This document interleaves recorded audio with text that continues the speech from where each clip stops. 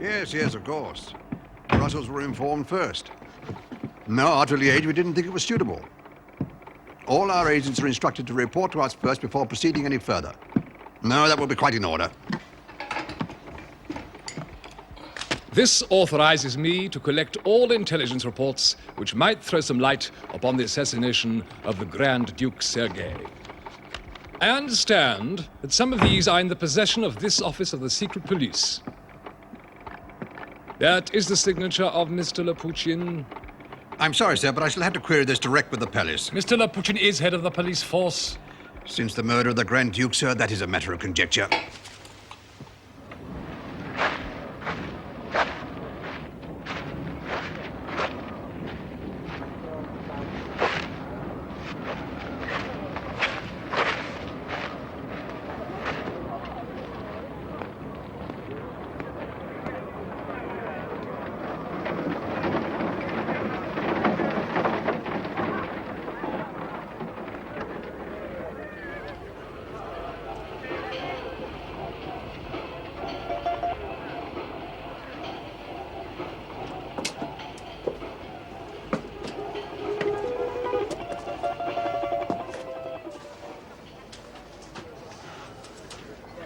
Hello? Who is it?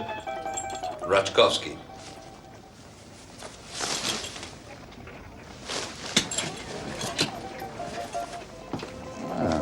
Took some time to track you down. You know, Artsef, you're a very difficult fellow to get hold of. I hope so. Is that food? Thought you might be hungry. What a splendid chap you are. Zakowski. I see you've read the news. The Grand Duke passed away. I understand they had to retrieve certain organs from the chimney tops. My very favorite dish. Because of this, Lapuchin's head is on the block. You had it coming to him. Who? The Grand Duke or the Chief of Police? Both of them. Is there any speculation about who replaces Lapuchin? There is. Who's in the running? Me. You. I've been summoned. Scraping the bottom of the barrel, aren't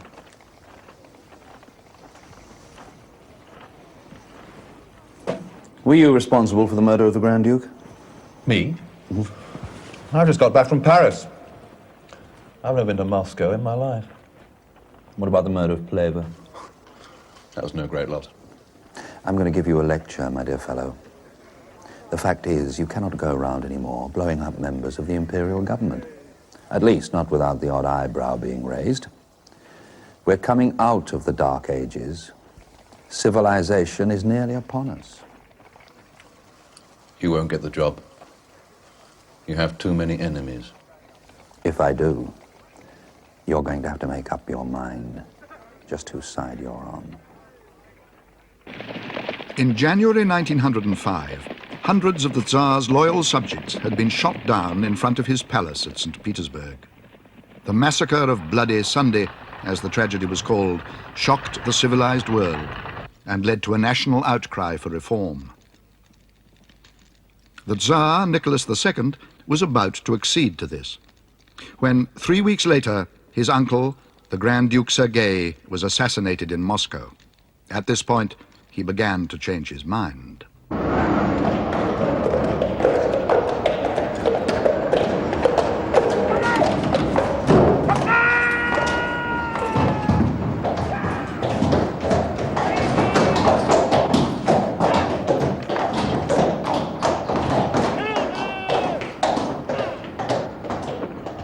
The Tsar dismissed his police chief, Lapuchin, and on the advice of his closest generals, summoned to his court at Tsarskoye Selo a man called Rachkovsky.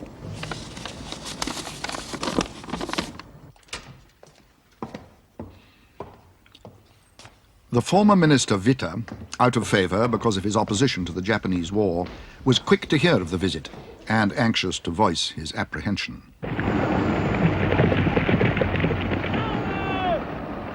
The post for which Rachkovsky was being considered was in normal times a minor one. But the man who occupied it in this period of confrontation had it in his power to direct the policies of the regime either towards reform or towards repression. It was this that Witte feared. It was Ratchkovsky who exposed the anarchists in Paris.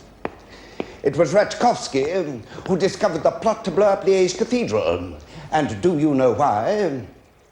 Because Ratchkovsky's own men planted the bombs there in the first place.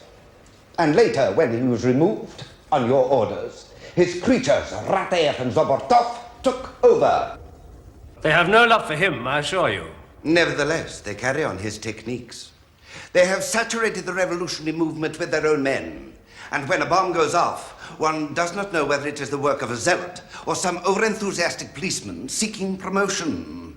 Are you suggesting that von Plehve, my Minister of the Interior, was killed by one of his own men? I have heard rumors to that effect. And are you suggesting that my uncle, the Grand Duke Serge, was killed by a man in the pay of my own secret police? It is 2 years since you saw fit to resign from my cabinet. I have brought you here merely to sound out the possibility of peace with Japan, and within minutes you are lecturing me on matters which do not concern you.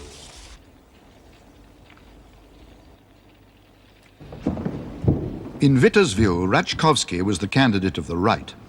And not only that, he was the most dangerous exponent of counter-terrorist tactics ever to emerge from the labyrinths of the Russian secret police.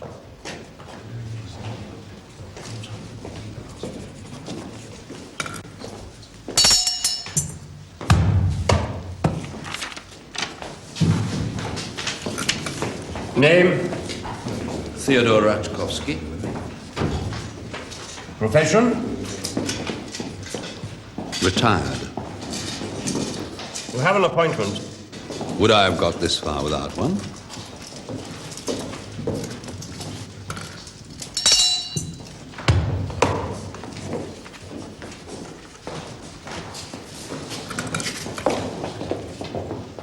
Name?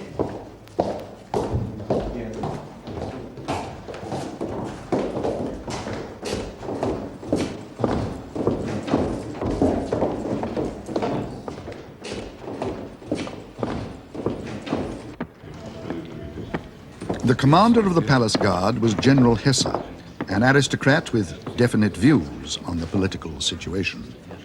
It was he and his colleague General Trepov who had arranged for Ratchkovsky's interview.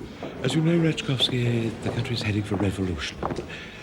We have an army which cannot be trusted, a police force which hesitates to use force.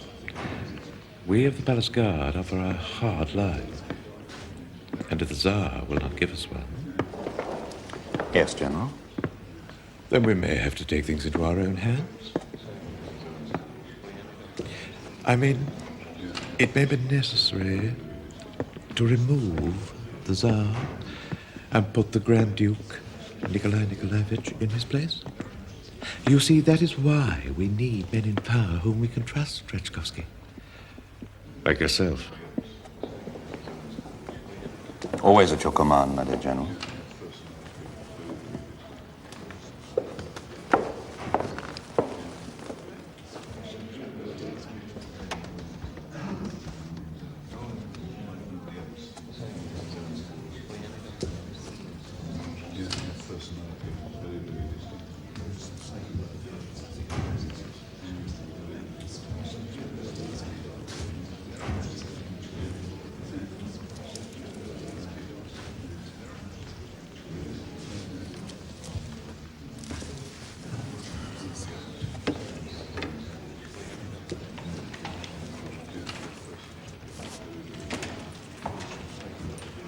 Mr. Theodore Ratchkovsky.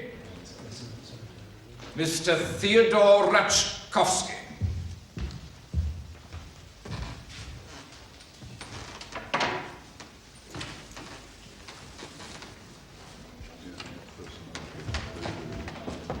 The banks will not issue loans unless reinforcements are speedily forthcoming.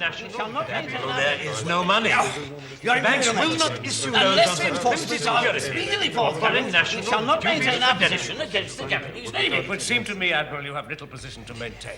But I am quite convinced these ships do not exist. And I am quite convinced they do. Willie, why don't you go to Paris and verify the details? Does seem to me a bit odd that you're willing to buy 4 battleships sight unseen from the South American Republic. Mr. Theodore Rachkovsky, sir. If you want to crush the Japs, sir, we shall need these ships. Sir, these ships do not exist, except in the imagination of the man who's trying to sell them. We have no ships. The Pacific Squadron has been destroyed, the Black Sea Squadron is bottled up, and the Baltic Squadron, if it ever gets... And Kokotsov, if you feel so skeptical, why don't you send someone from the Treasury to Paris along with the Admiral here? I certainly shall, sir. Very well.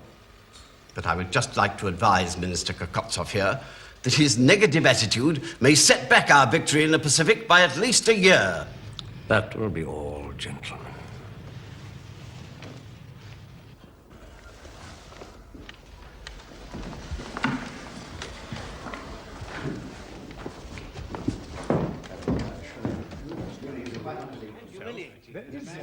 No money at all. I haven't spent 15 minutes.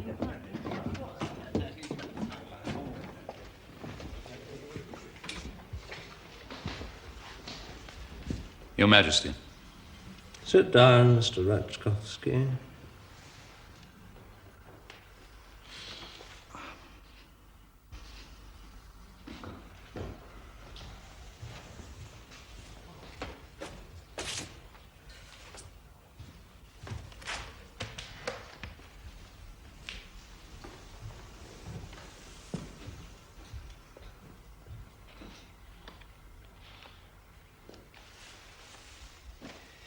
I have been considering the appointment of a new head of security in the St. Petersburg area, and your name has been brought to my notice.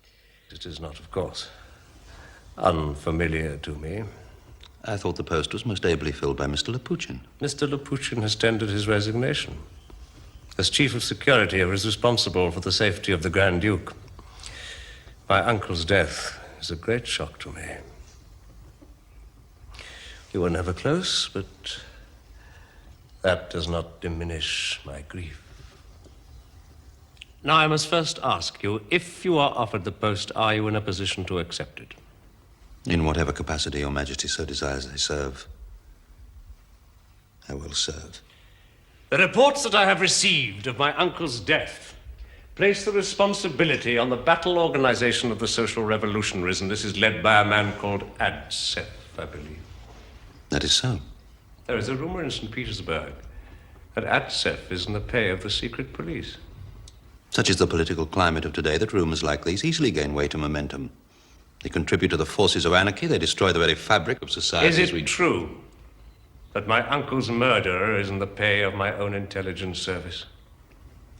Sir, I have been out of the force for some time. What I want to know is, did you at any time in the past recruit Adsev for any of his accomplices? Sir, you are talking about the murderers of your uncle. Mr. Witter, my esteemed minister, has characterized your contribution to the Secret Service as follows: a pioneer of provocation tactics. If the French invented the term agent provocateur, it is Rachkovsky, he says, who refined it. Mr. Witter is no friend of mine, and I'm reluctant to accept such a compliment even from him. He points out that you were dismissed from your position as head of the Foreign Service 5 years ago on the basis of this report. It was signed, I believe, by Mr. Lapuchin, if I remember correctly. In whom, through bitter experience, I now have no confidence. However, it was proved that you used your position as head of K-section to obtain information which led you to making several fortunes on the stock exchange. Sir, since I left your service, I've made several more. Is that also to be held against me? No. Your efficiency in that direction, though a subject of scandal, does not concern me. There is, however, one aspect of the report which does. The Philippe affair. As head of K-section, you made secret inquiries concerning the relationship of my wife and a certain holy man, Father Philippe. This was done without my knowledge. Your Majesty, the matter was becoming a subject of scandal. Your inquiries did not make it any the less so. My wife is a deeply religious woman. A dossier on every person who attaches themselves to her court was hardly likely to please her. I would like to remind you, sir. I'm sure, Mr. Rachkovsky, your first consideration was for myself. But you failed to realize that I and the Procurator of the Holy Synod were already dissuading her from her spiritual infatuation with Philippe when your report came in. Father Philippe was a charlatan.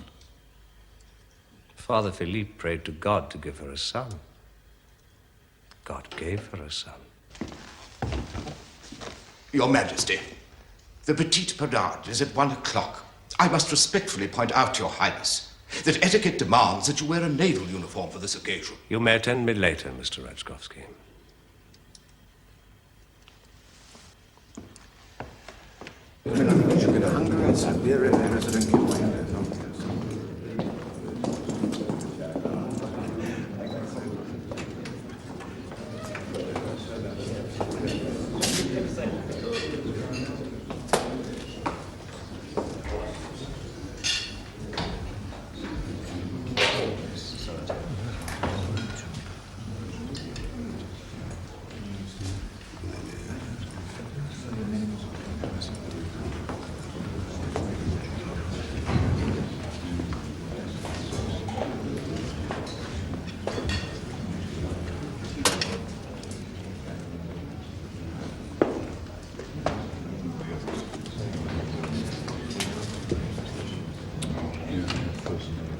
What do you think? New acquisition since your day here. It is a present from the Kaiser. In case you don't get the message, it represents our Imperial Majesty beating back the Yellow Peril single-handed. How do you like it? It's a trifle unsubtle. Unlike you, Rachkovsky. Tell me, Mr. Vita, do you think there'll be peace this year? If there is not, sir, we shall have revolution. His Imperial Majesty, Tsar of all the Russias.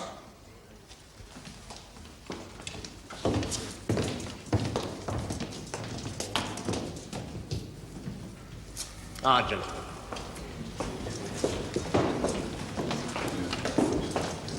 I see we're all here. Peter, Kokotsov, dear friend. Well, Trepov, how is St. Petersburg? Safe enough now for Your Majesty to return. Not only that, I guarantee you a joyous welcome. The people miss their little father. Tell me, Trepov, have you managed to whitewash this shabby episode yet? And their ringleader, the saintly Father Gapon, where is he? Fled the country. I think he realizes that he bears the responsibility for what happened that day. I bear the responsibility. 500 of my people are dead, shot down in front of my palace. The responsibility... The blame is Gapon's. He led the march without permission. And nevertheless, one cannot but regard the episode... Let us close the incident. Sir, the city is back to normal. I'm sure if you'd been there in the first place, Trepov, the incident would never have occurred. If that damned fool Lapuchin had done his job... Lapuchin is being replaced. Oh? By whom? I have not as yet made up my mind. But Mr. Rachkovsky has indicated his willingness to serve. You know my opinion. I think that is a very bad idea. Such an appointment will be seen as a move to the right, at a time when I understood Your Majesty to be conceding overdue reforms on individual liberties. I have conceded the reform. And at the same time, staffing your security forces with hardliners. There's a contradiction there somewhere. The country is too unstable for reforms. However, given 2 or 3 years of firm government, things may be different. You mean a police state? Because that is what is implied when you introduce men like your friend there. Even the palace will not be safe from inquiries. That's it, isn't it, Rachkovsky? When it comes to meddling in other people's affairs, nothing is sacred. If you say so, Mr. Vita, you're the expert.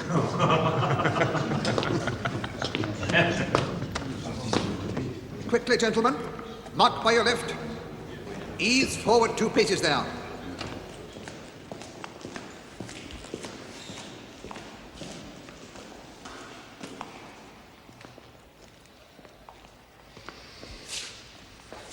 Tall is on the right, short is on the left, sir.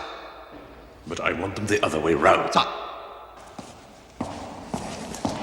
Where are the citations? On the table, sir. Right, gentlemen. We will reposition with speed and precision.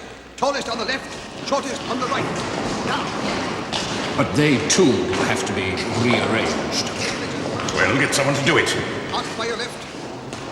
And see if His Majesty is ready yet.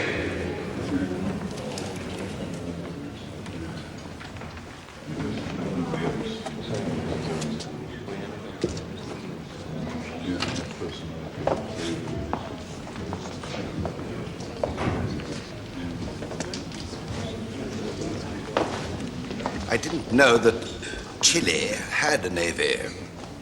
According to a bat, sir, they have 4 battleships, and what is more, they are for sale. Yes, for 25 million. You don't trust Admiral Abattoir. I'm sending him to Paris. With 25 million, my God, you'll never see it again. I resent that, sir. As an officer in the Imperial Navy, on behalf of the Admiral, I must protest most strongly. I was merely jesting, General. When I said I didn't trust him, I meant his judgment, not his integrity. The Admiral needs the ships. The way he's losing the Baltic Fleet piecemeal, no wonder. Why don't you give the money directly to Japan and cut out the middlemen? Well, for a man who took no interest in the war... On the contrary. You resigned at the outset and... My conducted a views on campaign the against war are a government. matter of record. I am against it. Gentlemen. That remark was uncalled for, Mr. Witter. We're very proud of our Navy.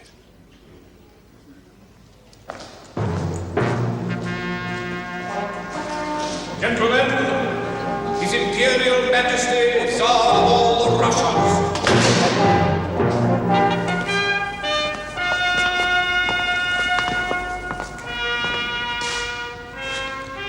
Your Majesty, we are here to honor the brave. So I see, General.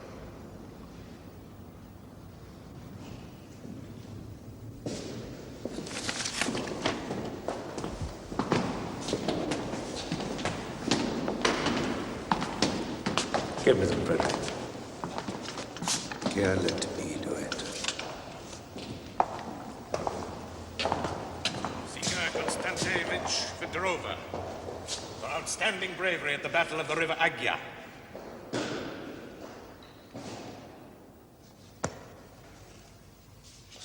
In the face of overwhelming odds, did defend his comrades without thought to his own safety.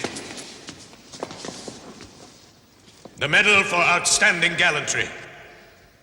Tell me in your own words, Sika Konstantinovich. I was concerned only for my brothers.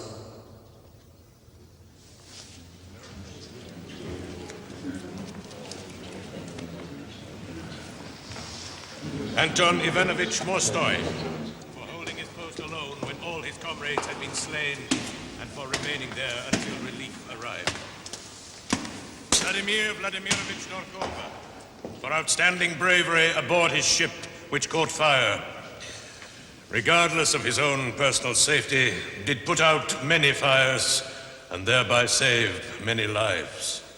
You were at Port Arthur. There were thousands more. Why choose me, little father? Because you lived to tell the tale, my friend.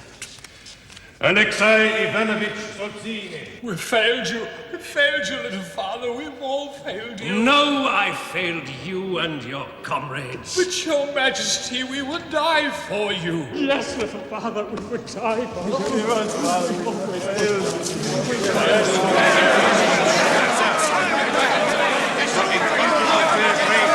Battle of the River Agya, when he overran and took enemy positions single-handedly. Ivan Ivanovich Morgotov. General Hess! Do something about this shambles!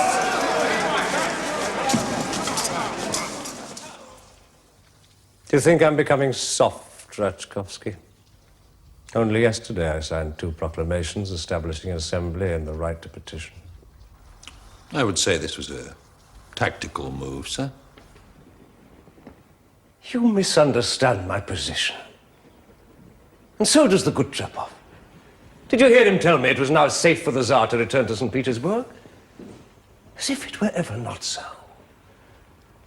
I am here at Tsarskoye Selo because I like it. Not because 900 men tried to cross the palace square in St. Petersburg to present me with their grievances and were shot down for their trouble.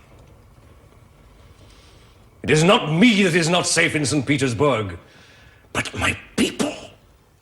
What happened that Sunday was a series of errors in judgment made by men in whom I had every confidence. And the result is that I have been caricatured across the pages of the world press as a tyrant. I love my people! And they love me. Witness that demonstration in the hall just now. Admittedly, there are areas of misunderstanding between us, a gap which is fed by firebrands and intellectuals, Jews and Masons, and men who have made it their mission to destroy the people's love for me. And yet I'm cursed by administrators who are so blinded by their own ambitions. They cannot see a major catastrophe within 10 feet of their noses. This is what the Grand Duke Vladimir announces to the press when the corpses of the dead still melt the snow. We prevented the assemblage. It's time the country was returned to the professionals. Tell me, is there any reality to this talk of revolution? Yes, sir, there is.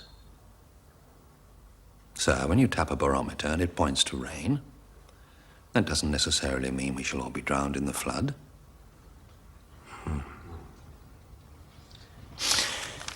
I've made arrangements for you to have tea with Her Majesty.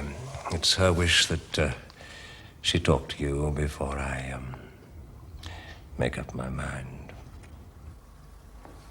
I understand, sir.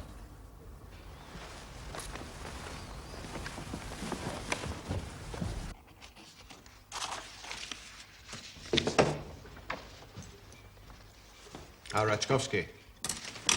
That'll be altered.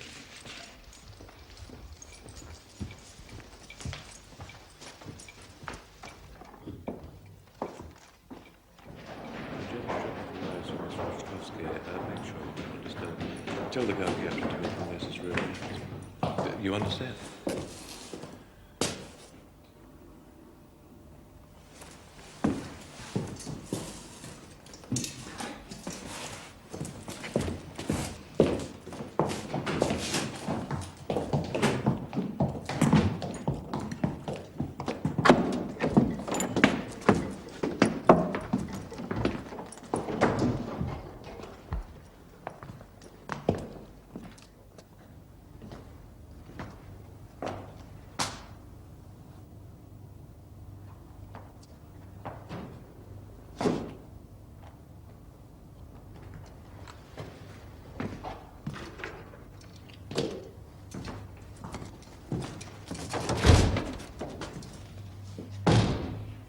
Well? I'm to have tea with Her Majesty. He won't make a decision. I think it would be a good idea if we had a word with Anna Varubova. No. She's the closest to Her Majesty. Granted. But we will have to pay a high price for her cooperation. It's unnecessary. You are too confident. General, as governor of St. Petersburg, is it still necessary you get your way by currying favors with ladies of the imperial bedchamber? Now listen to me, Rachkovsky. I put you up for this job. Who else was there? Russia is faced with revolution. Within 3 months, it's likely to be upon us. Pulyagin will at once be sacked. You're likely to be promoted Minister of the Interior. And when that happens, do you really think the crude tactics you employ as governor of St. Petersburg can be extended across the country? And forget, we're not dealing with a few anarchists, but with groups of peasants and workers who are beginning to realize their strength lies in unity. The march on the Winter Palace, fast though it might have been, is the beginning of something new. And if we lose the war against Japan and the army turns upon its officers, your problem, General, will multiply. I tell you, your best chance lies with the intelligence forces. You must use them to divert the course of history and turn the revolutionary movement in upon itself. Its committees must be controlled by police agents. Anarchy must not be stamped out, but actively encouraged. Just as a forest fire can be brought under control by the judicious use of counterfires, so the excesses of the movement must be exposed to the people by the continued use of provocation tactics. This is a dangerous game. And it needs a cool head to see that it doesn't get out of hand, as it did in Moscow last week, when the Grand Duke Sergei was murdered. Now, if you're bringing me in to do this, it'll be on my terms, not those of Anna Vairubova or any other tart in the royal household. Furthermore, the post you're offering me isn't good enough. It doesn't give me control of Moscow, or the foreign section, or the uniformed police. To be effective, other posts must evolve from it. Special commissioner to the police department would be one, the vice director of the foreign section another. And in return, I will advise the Tsar that you, General, be made Assistant Minister of the Interior. You will advise the Tsar? But that Rachkovsky will place me under you. Until the time comes when you take over the ministry yourself. You're fabricating a future for all of us when the present is not yet assured. You have to be 2 steps ahead in this game. Suppose you don't get the appointment. Suppose I do, my dear Trepov, and I don't accept it. Where does that leave you?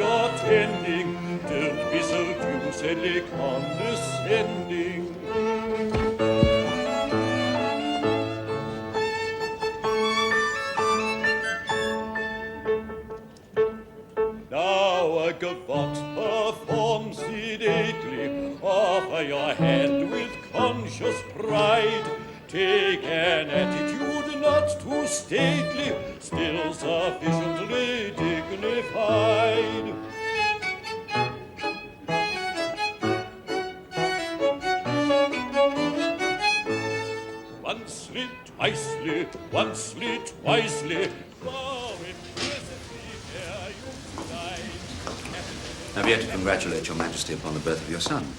Yes, I forgot. You were dismissed before he was born. On your instructions. Flatter me that I have such power. Influence.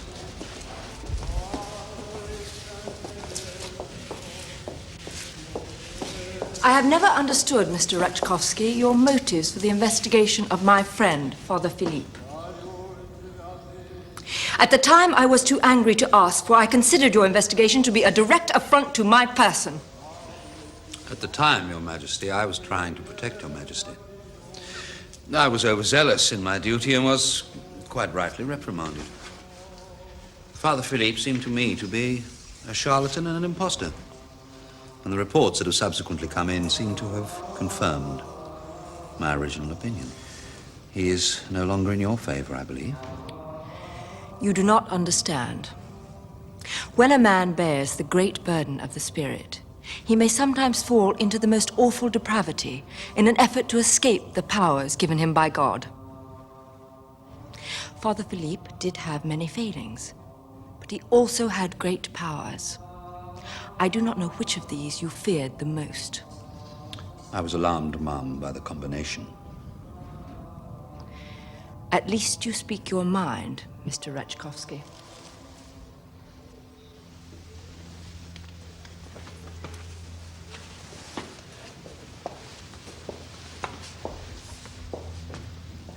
The death of the Grand Duke Sergei was a bureaucratic blunder.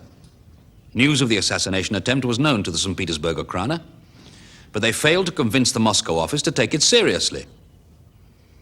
As for the events of Bloody Sunday, this also was an administrative error. Had I not been discharged from my post, both these tragedies could have been avoided. You seem to have turned the tables on me, Mr. Rachkovsky. I anticipated that you would come here a suppliant to say that you had learnt your lesson. I am, Mum. And I have. You do not give me that impression. I also take it that you have modified your attitude towards me. Or why else would you have countenanced my having tea with you this afternoon? So what is at issue is not the appointment, but the terms.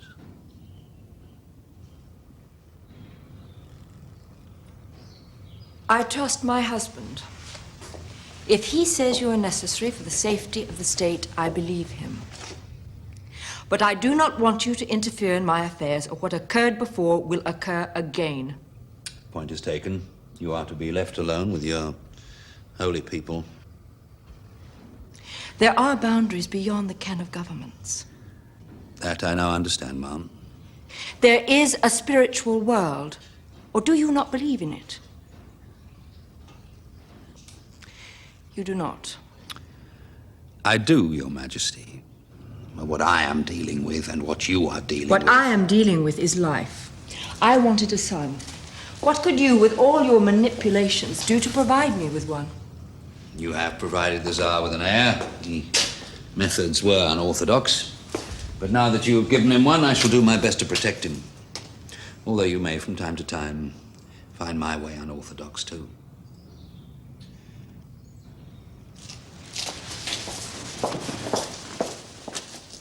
These are the reports regarding the Manchurian campaign.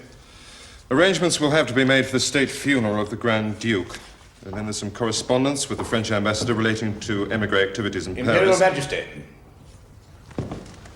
Mr. Rachkovsky, sir. That'll be all.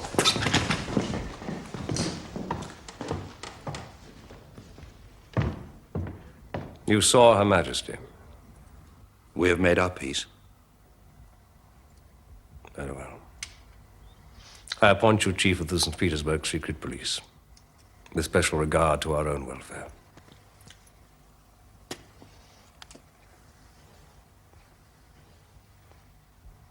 The articles of appointment will be drawn up in the morning.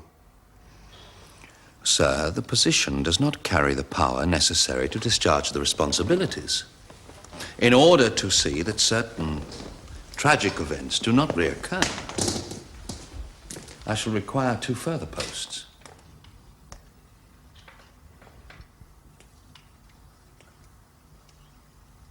Name them. Now a gavotte performs sedately, offer your hand with conscious pride. Take an attitude not too stately, still sufficiently dignified.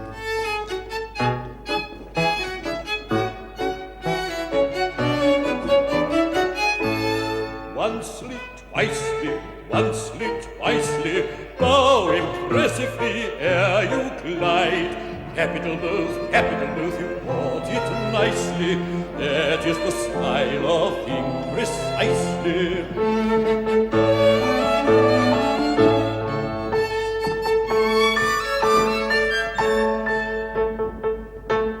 Oh, sweet to earn a nobleman's praise. Capital move, we caught it nicely. Supposing he's right in what he says, this is the style of thing precisely.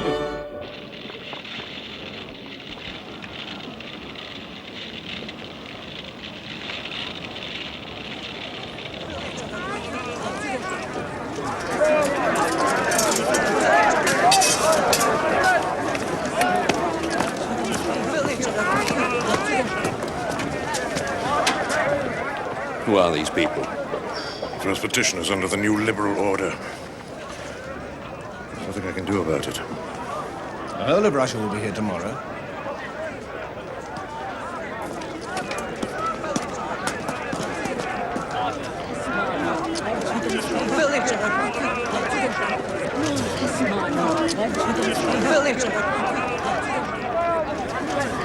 Village! Sir, I've been here longer than able. Your Honour, sir. The right of petition, sir. Yes? As recognised by the proclamation of February the 18th, sir. Yes? My son has been unjustly accused by the Okhrana and Antique, sir. He's been sent to Siberia, sir. And I have walked 1,000 versts, sir, to bear witness to his innocence. You say you come from Antic? Yes, sir. And that your son has been unjustly imprisoned? Yes, sir. And you have walked 1,000 versts? Yes, sir. And in every village that you stopped, and in every house that gave you shelter, you proclaimed the innocence of your son? Yes, sir. Thereby implying that your Holy Father, the Tsar, is a tyrant? No, sir. General Hesse, confine this man to the Peter and Paul prison. Guard, take this man away.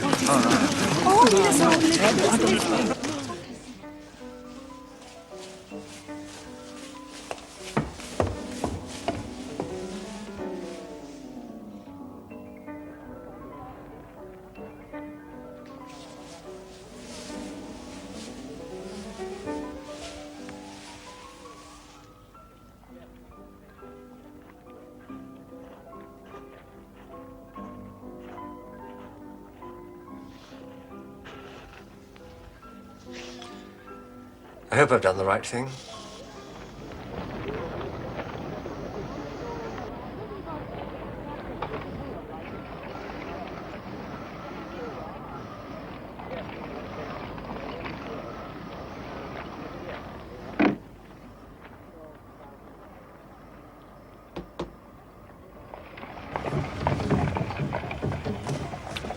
So much for palace security. Tell me, did you get the job? Yes. You cunning old fox. Throughout the summer, despite isolated incidents, the prospect of revolution seemed remote. But in the countryside, the plight of the peasants became more desperate. And in the cities, the seeds of revolution continued to germinate. Massive unemployment and appalling living conditions led to a growing feeling of hopelessness. In September, a wave of strikes swept Russia. At first, they were purely economic, but soon their overtones became political. The strikes led to riots, and the riots to insurrection. Scarcely believing their good fortune, exiled revolutionaries poured back into Russia. There was an armed uprising in Moscow, and in Kronstadt, the navy rebelled.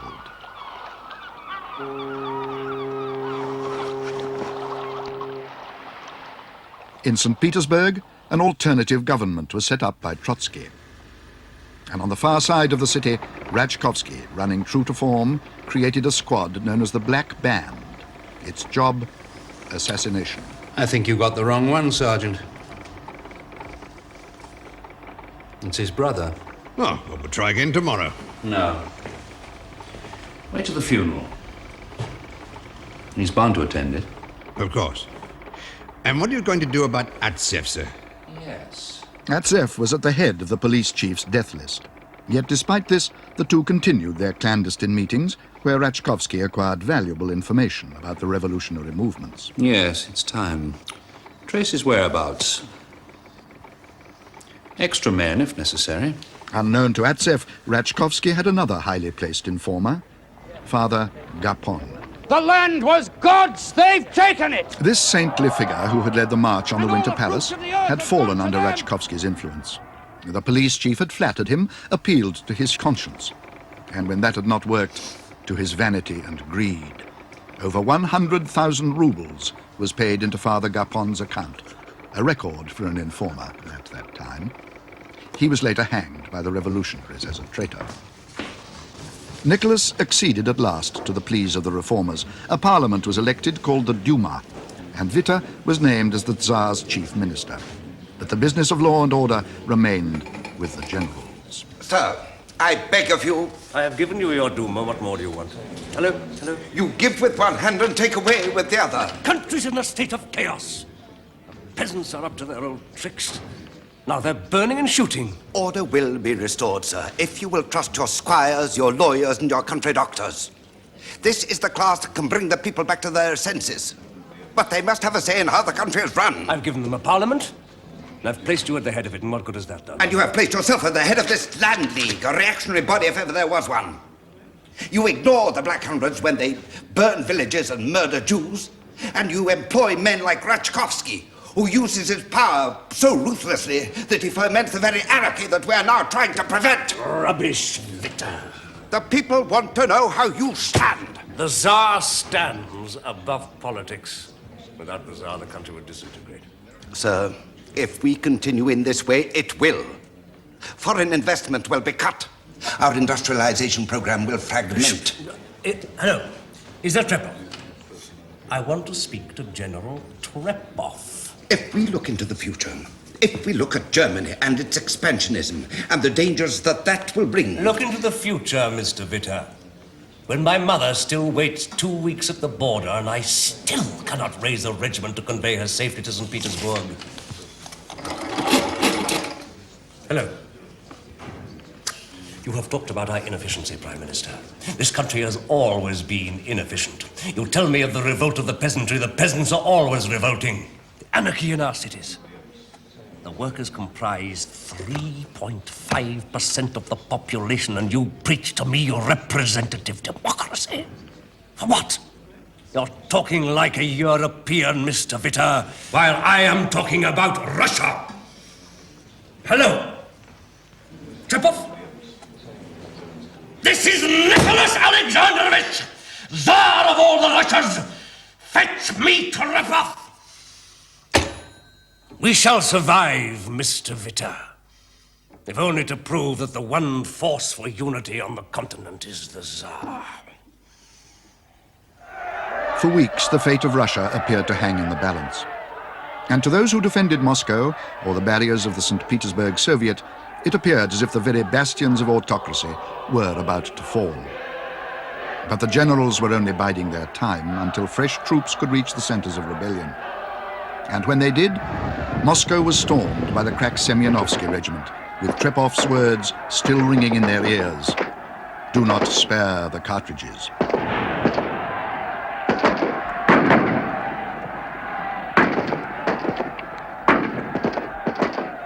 The revolution was put down with violence and bloodshed. According to Plekhanov, the father of Russian Marxism, it had been from its beginning an act of suicidal folly. After the fall of Moscow, punitive expeditions were sent into the countryside. And where these were not available, the Black Hundreds were only too ready to oblige. In the words of a popular song, the Tsar lost his nerve, so he issued a manifesto. Freedom to the dead, imprisonment or exile for the living.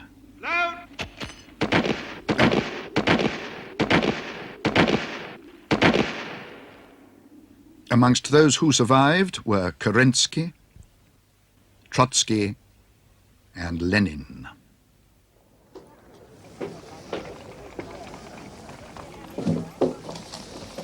I'm going to miss you. I shall be back, believe me. You're all washed up, my dear fellow. I'll throw in the towel.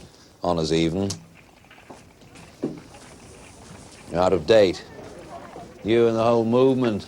There's a new type coming up. Deadly dull compared with you, but in the long run, twice as dangerous. He'd as soon throw a book of economics as a bomb. His weapons are the demonstration and the strike. You're talking about a bunch of agitators. Oh, no, they're out to build a new Russia, not just tear down the old. I have a list of names here. When you get to Paris, I want you to promise to keep an eye on them. And in return, I might even see you safe across the border.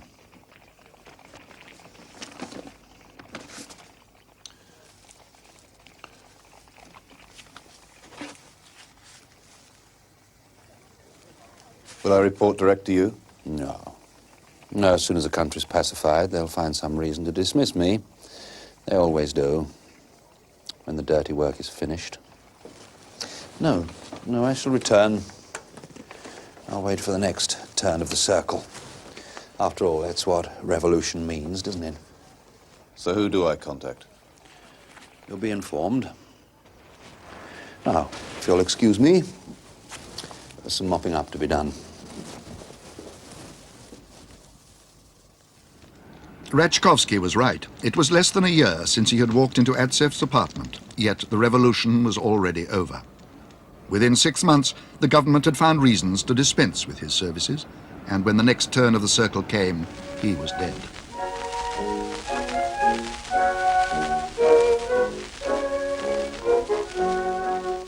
Nine years of peace followed, and the Tsar was able to get out and meet his beloved people again.